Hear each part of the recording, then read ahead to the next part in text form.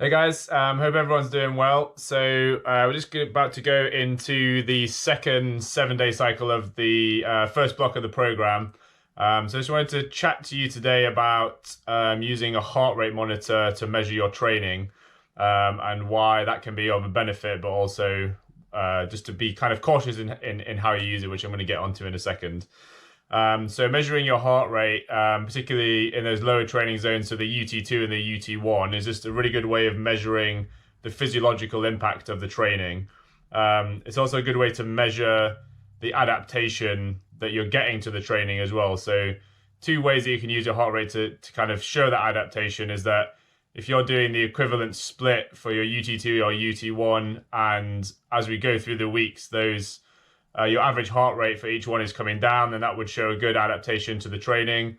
The other thing is that if your heart rate stays more consistent through one of those pieces, that's also another good indication of adaptation. So what I'm going to do is put on the screen now just two examples on the Polar app of what we would want to see as like a better version of like true steady state, and then what you would say is maybe not as good an adaptation or not as consistent.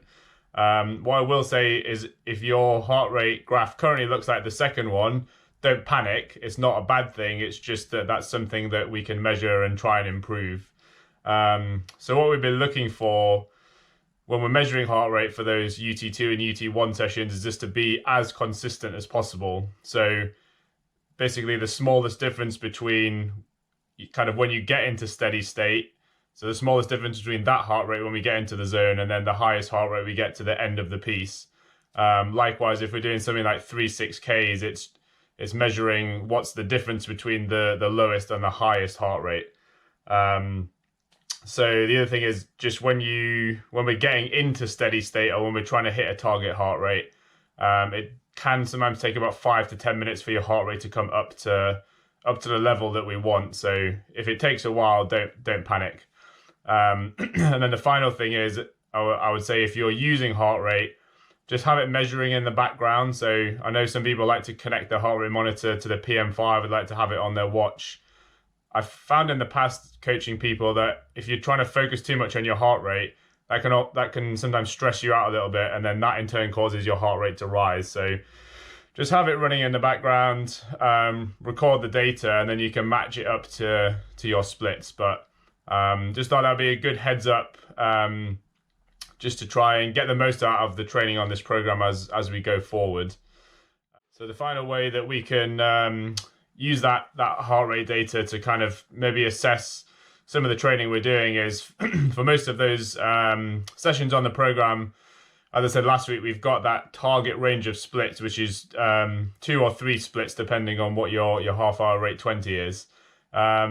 If you're naturally, and I know a lot of you will fall into this category, if you're somebody that always wants to go to the faster end of those splits and always be like, okay, well, if this is the highest end, this is what I'm going to try and hit today. If you're someone who's in that category, but when you then look at the heart rate graph afterwards, you see like quite a big climb of your heart rate as you go through each piece, then maybe you might want to try in your next session just going to the lower end and then measuring how consistent that heart rate stays and whether or not there's a difference between the two.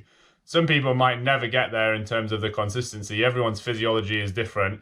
But as I said, it's just another really useful tool to measure your physiological adaptation to the program.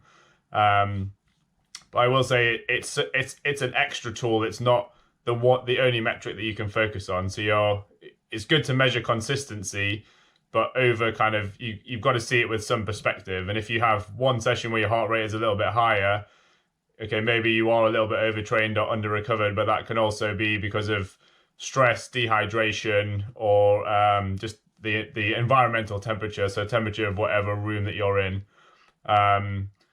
It'll be interesting to see those of you who do take an interest in hydration, if you're the ones that have, well, not take an interest in, if you're someone who pays attention to being hydrated, you're probably more likely to be someone who's going to be hitting a more consistent heart rate.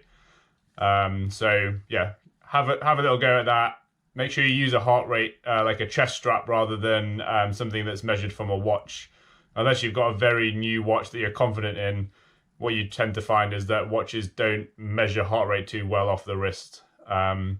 So yeah, have a go at that. Start getting into the habit of measuring stuff if you're able to, if you have that heart rate strap. And as always, if you've got any questions, then please just get in touch through the app.